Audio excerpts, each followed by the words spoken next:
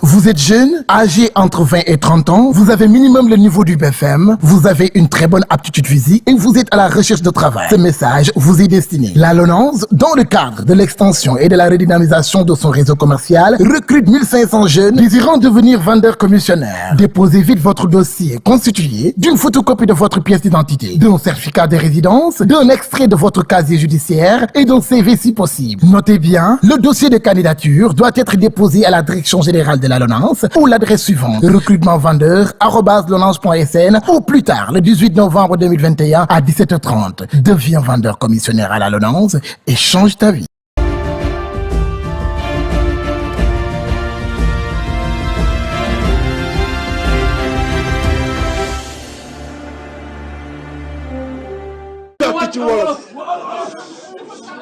wolof bi moom ngeen bëgg dinaa ko wax ci lu gàtt ndaxte waxtaan dafa am waxtu déeyante dafa am waxtu mais jóg taxaw xeex dafa am également waxtu. Le président Khalifa Ababacar Sall bi may nuyu di ko gërëm nekk ci wetam tey ci attitude républicaine am gis naa jéego yi mu def yépp pour que réew mi nekk ci jàmm tey jéego yooyu yóbbuñu ba ñu dugg ci biir bureau wu commissaire central bi ñu fekkee biir commissaire central dugg commissaire bi rombuñu dem ni dafa am lu muy def ci terrain bi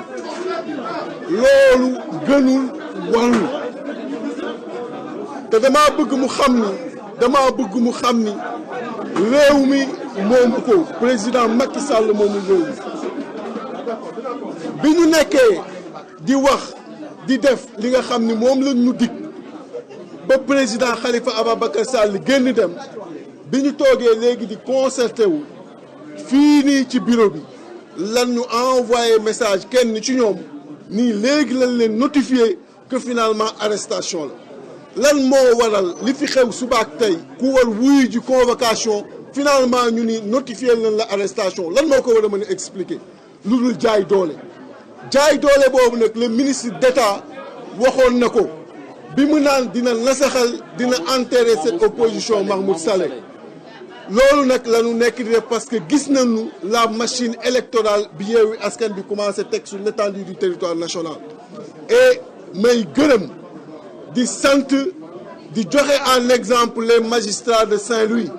c'est des magistrats yi nga xam ni seen tur anal war na ko jàpp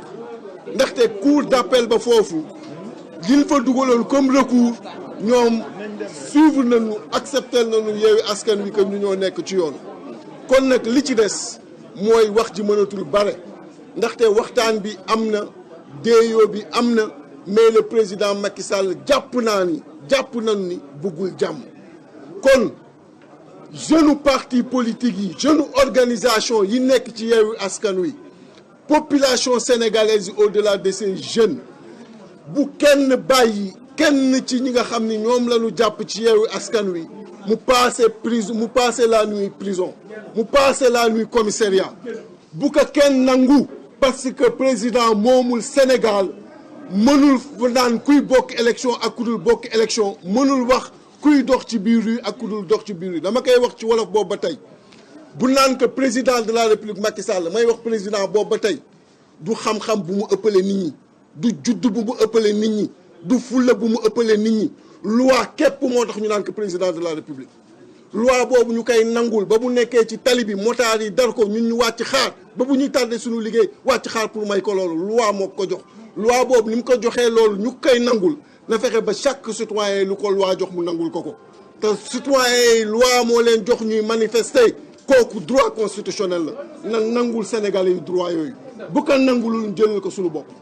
te fa la ñu toll nañu jëlal suñu bopp suñu droit maa ngi leen di gërëm di leen sant.